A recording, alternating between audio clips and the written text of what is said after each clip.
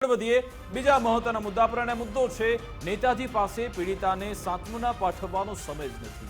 આ પીડિતા છે ભરૂચની 10 વર્ષીય દીકરી કે જેની સાથે હેવાનિયત આચરવામાં આવી, કોઈએ વિચાર્યું પણ ના સપનામાં તેવી હકીકત તેની સાથે થઈ છે અને તેનો જે પરિવાર છે તે અત્યારે દુઃખમાં છે। પરિવાર વિચારે છે કે અમે હોસ્પિટલ જઈએ કે પછી પોલીસ સ્ટેશન જઈએ કે મંદિરમાં જઈએ, ભગવાનને પ્રાર્થના કરીએ કે ભગવાન અમારી દીકરીને બચાવી લે છે। આ સ્થિતિ વચ્ચે એક પણ રાજકીય પક્ષના નેતાઓ, રાજકીય પક્ષો આ આખી ઘટના વિશે બોલવા તૈયાર નથી। ગુજરાત પર ઇતિહાસનું સૌથી મોટું કલંક લાગ્યું છે। દિલ્હીમાં જે નિર્ભયા કાંડ થયો હતો એવો જ કાંડ ગુજરાતમાં પણ થયો છે। ભરૂચની દીકરી સાથે આ નિર્ભયા જેવો કાંડ થયો છતાં પણ લોકોની વહારે આવનારા, લોકોની સેવા કરવાના નામે રાજકારણમાં આવનારા આ નેતાઓના મોઢા આજે સિવાયેલા છે। નેતાઓ કંઈ પણ બોલવા તૈયાર નથી। સરપંચથી લઈ સાંસદ સુધી કોઈની પાસે સમજ નથી। ઘણા બધા સારા કામ કરી રહ્યા છે, વિકાસ કાર્યો કરી રહ્યા છે, એટલી બધી વ્યસ્તતા છે કે તેમની પાસે એક ટ્વીટ કરવાનો, એક વિડીયો મેસેજ બનાવવાનો સમય નથી।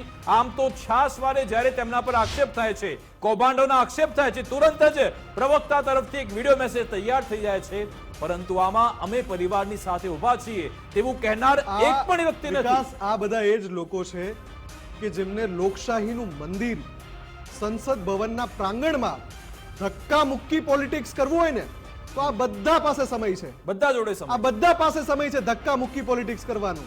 આજની જ ઘટના છે। અને બીજી તરફ એક દીકરી મરણ પથારીએ પડી છે, જીવન મરણ વચ્ચે ઝોલા ખાય છે। ગુજરાતના ઇતિહાસનું આ સૌથી મોટું કલંક ગુજરાતની ધરતી પર લાગે છે। ન સરપંચ ન સાંસદ, એક પણ નેતા એના પરિવારને એમ કહેવા નથી ગયો કે આ કપરી ક્ષણોમાં અમે તમારી સાથે ઊભા છીએ। તમે એ લોકો છો કે જેમણે અમને ચૂંટીને મોકલ્યા છીએ, તો અમારી પણ ફરજ છે, અમે તમારી સાથે છીએ।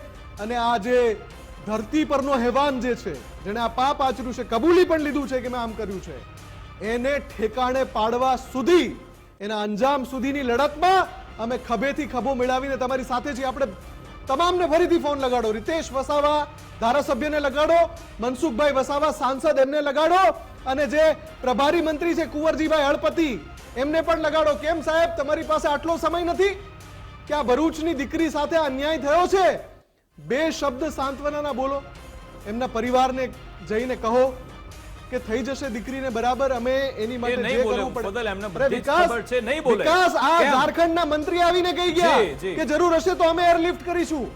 ઝારખંડના મંત્રી આવીને કહી ગયા, તમે શું કરો છો? તમે શું કરો છો?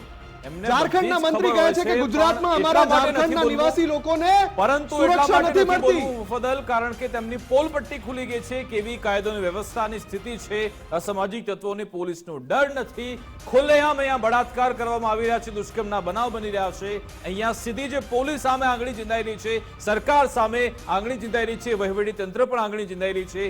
એટલા માટે જ આ સાંસદ હોય, સરપંચ હોય કે એના પ્રતિનિધિ હોય, પ્રભારીશ્રી હોય, એ કોઈ બોલવા એટલા માટે જ તૈયાર નથી। પરંતુ ભલે તમે ના બોલો, તમારી અંદર કોઈ એક માણસ તો જીવે છે ને, એ માણસને તો જગાડો। આપણી સાથે ફોનલાઈન પર કુંવરજી હળપતિ જોડાઈ ગયા છે, તેમની સાથે વાત કરીશું। સાહેબ, ગુજરાત ફર્સ્ટમાં સ્વાગત છે। ભરૂચની આ 10 વર્ષની દીકરી કે જેની સાથે હેવાનિયત આચરવામાં આવી, સાહેબ, એ પરિવાર અત્યારે દુઃખમાં છે। એક પણ રાજકીય પક્ષના નેતા વિશે બોલવા તૈયાર નથી। શું, કેમ આપને એવું લાગી રહ્યું છે? પહેલી વાત તો એ છે કે પહેલો ફોન તમારો જ્યારે આવ્યો ને એ જ વખતે મને એવું કે તમારા મીડિયેટર દ્વારા પ્રશ્ન પૂછવામાં આવ્યો કે ભરૂચમાં ઘટના બની છે, પણ હું આજે ખુલાસો કરું છું કે આ ઘટના ભરૂચની આજની નથી, એ 16 તારીખની ઘટના છે અને એ ઝઘડિયાની ઘટના છે।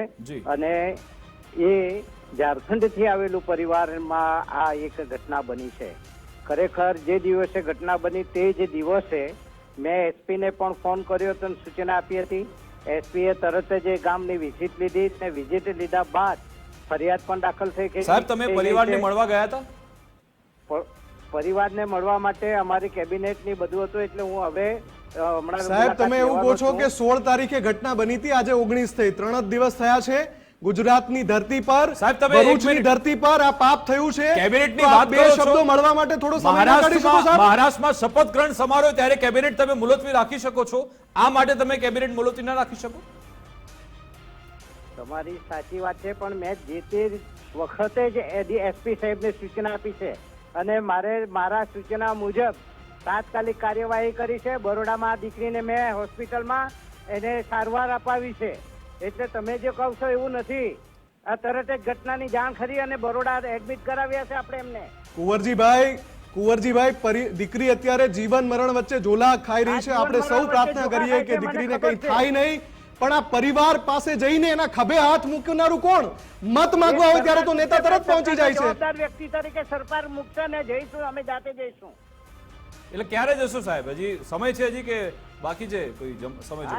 સરકારના નિયમિત બધા પ્રોગ્રામો ચાલે, પ્રોગ્રામો પૂરા કર્યા છે. હમણાં જવાના સરકારી કાર્યક્રમો મહત્વના છે સાહેબ, કે ગુજરાતની ધરતીને આ કલંક લાગ્યું છે એ પરિવારને સાંત્વના આપવી મહત્વની છે. ઝારખંડના મંત્રી અહીંયા આવીને એવું કહી જાય સાહેબ કે તમે ના કરી શકતા હો તો એરલિફ્ટ કરી લઈએ અમે. આપણો ગુજરાતનો એક પણ દીકરો સામેલ નથી આમાં. ગુજરાતનો એક પણ દીકરો સામેલ નથી. સામેલ છે ઝારખંડની ઘટના ને ઝારખંડના દીકરાએ. સાહેબ આમાં પ્રદેશની વાત ક્યાંથી આવી સાહેબ?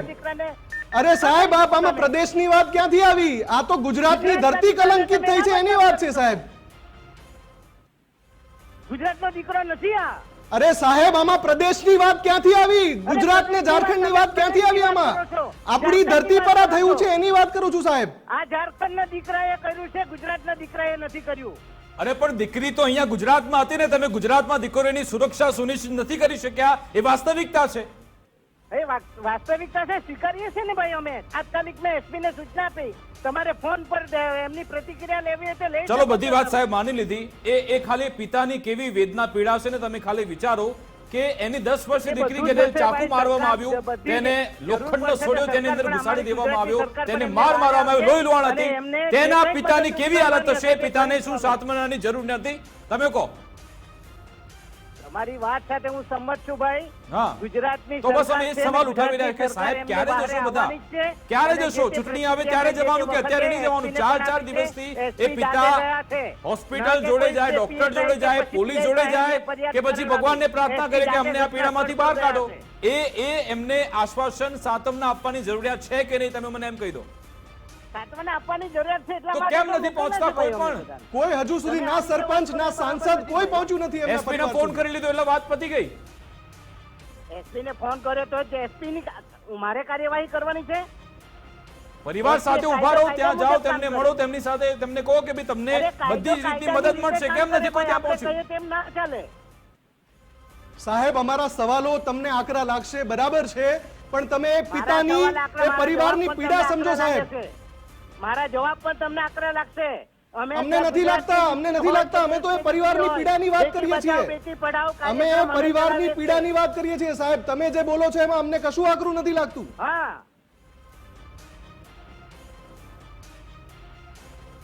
કુંવરજીભાઈ, હવે તમે ક્યારે જવાના છો આ પીડિતા સાથે, પરિવાર સાથે મળવા માટે? ક્યારે તમે સમય ફાળવશો કહો છો? ફોન કાપી નાખ્યો છે. આટલી બધી તેમણે વાતચીત કરી કે અમને કેબિનેટ માટેનો સમય હતો, પછી આપણે કેબિનેટનો એક કાઉન્ટર આપ્યું કે ભાઈ તમે મહારાષ્ટ્ર માટે કેબિનેટ મુલતવી રાખી શકો છો, આ માટે કેમ નહીં? તો કયો અમારા સરકારી કાર્યક્રમ ચાલી રહ્યો છે. એટલે કઈ એવી વ્યસ્તતા છે બધાને ખબર પડી ગઈ છે એમ કે. એટલે કે આમાં આ બધા જાડી ચામડીના નેતા છે. મારે આ એટલા માટે વાપરવું પડે છે કારણ કે તેમના હૃદયની અંદર કદાચ પથ્થર છે. એમણે એક શબ્દ એવો પણ વાપર્યો, એટલા માટે આની અંદર પણ આ રીતે ઉગ્ર થઈને વાતચીત કરી. એમણે એક વાક્ય એવું પણ વાપર્યું કે કામગીરી એસપી ને કરવાની છે, મારે નથી કરવાની. એટલે જુઓ, જ્યારે તમે આકરા સવાલ પૂછો એટલે પ્રતિક્રિયામાં જ બધું બહાર આવી જાય છે. અમે તો સવાલ એટલે પૂછીએ છીએ. અને આમાં પ્રદેશની વાત ક્યાંથી આવી? એટલે કે ઝારખંડનો યુવાન હતો એમણે એવી વાત કરી. આમાં ગુજરાતનો કોઈ દીકરો નથી. અરે આ ગુજરાતની ધરતી પર આ કલંક લાગ્યું છે, વાત એની છે. પણ એ જ બધા સવાલો છે, જવાબ ક્યારે મળતા નથી. પરંતુ આમાં લોકો હવે જોવાની જરૂરિયાત છે કે આવા બધા રાજકીય નેતાઓ છે, આવા લોકોને તમે ખભે બેસાડો છો, એ લોકોને તમે સંસદમાં મોકલો છો, વિધાનસભાઓ મોકલો છો, તેમને તમે સત્તા આપો છો, પરંતુ જ્યારે સત્તા મળે છે, તેમની પાસે પાવર આવે છે, ત્યારે આ પાવરનો કેવો તેમણે રંગ બતાવે છે તે તમે પણ જોઈ લીધું. કેવી રીતે થઈ શકે છે આ આખા ઘટનાક્રમમાં સવાલ એ છે કે શરમથી માથું ઝૂકી જાય તેવી ઘટના છે, પરંતુ કોઈ પણ બોલવા તૈયાર નથી. અને ફોન પર પણ એવું કહી રહ્યા છે કે કેબિનેટની વાતો થઈ રહી છે, સરકારી યોજનાઓ છે. સાહેબ, તમે ગમે ત્યારે આ સમય ફાળવી લેજો, પરંતુ આ પરિવાર સાથે તમારે ઉભા રહેવું પડશે. અને ગુજરાત ફર્સ્ટ તમને સવાલ પૂછતું રહેશે કે કેમ તમે આમાં બેદરકારી દાખવી છે, કેમ તમે અહીંયા પરિવાર સાથે ઉભા રહેતા નથી એમ કે. બિલકુલ. અને જ્યારે આ આખી ઘટના બની છે જ્યારે આ આખી પીડા આ ધરતી પર બની છે તો પછી જ્યારે એ વ્યક્તિ જેની સાથે બન્યું છે, મારો એક સીધો સિમ્પલ સવાલ છે સમજાય એના માટે, કે તમે જ્યારે મત માંગવા જાઓ છો તો તમે એવું જુઓ છો કે આ મૂળ નિવાસી ક્યાંના છે અને અહીંયા આવીને રહી રહ્યા છે કે નહીં? નહીં, એમાં તો નથી. મત માંગવા જાઓ છો ત્યારે તો નથી જોતા. અને ઘટના કોની સાથે બની છે એમાં પ્રદેશ, અરે આપણે સૌ ભારતીય છીએ, આમાં પ્રદેશવાદ ક્યાંથી વચ્ચે આવ્યો? પણ મને લાગ્યું કે એમને જે રીતે આકરા સવાલ પૂછ્યા આપણે, આ પરિવારની, આ ગુજરાતની જનતાની જે પીડા છે એ પીડાના સવાલો જ્યારે પૂછ્યા ત્યારે એમને ગમ્યું નહીં, એટલે કદાચ એમણે આવો જવાબ આપ્યો એવું મને લાગે છે. સવાલના જવાબ નથી મળી રહ્યા, પરંતુ આમાં જનતાએ તેમને હવે જવાબ આપવાની જરૂરિયાત છે. અને મારે એ પરિવારની મને એ પીડા થાય છે કે આખરે પરિવાર કેવી પીડામાંથી અત્યારે પસાર થઈ રહ્યો છે, તેમાંથી તેમને મુક્તિ મળવી જરૂરી છે. અને જે દીકરી જીવન મરણ વચ્ચે ઝોલા ખાઈ રહી છે, આશા રાખીએ કે તે